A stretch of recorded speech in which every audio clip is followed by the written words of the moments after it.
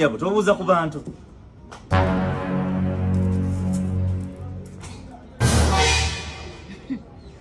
Mwami Gondo, nkubuuze ngani? Omanyi gwenza okulaba? Sikiwanti gwenza okulaba.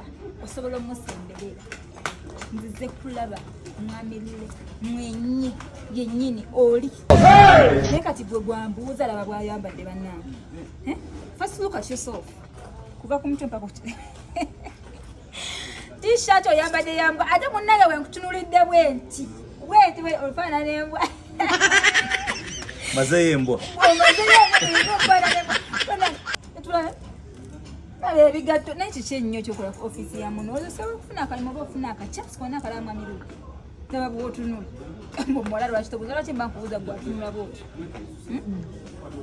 mazima yo tunuulire olyoka tunula sooka ontunule nawe wetunulire olyoka obuuza ani mwana nga tobuuza lwaki mba nkubuuza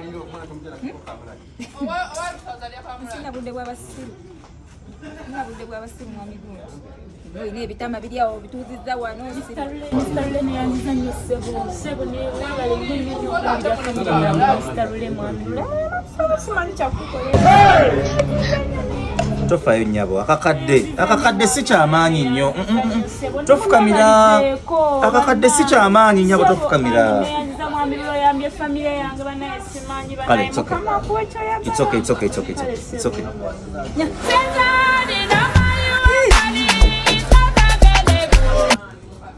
ekituufu kiri nti Mwami Lule ate nze kulaba yasama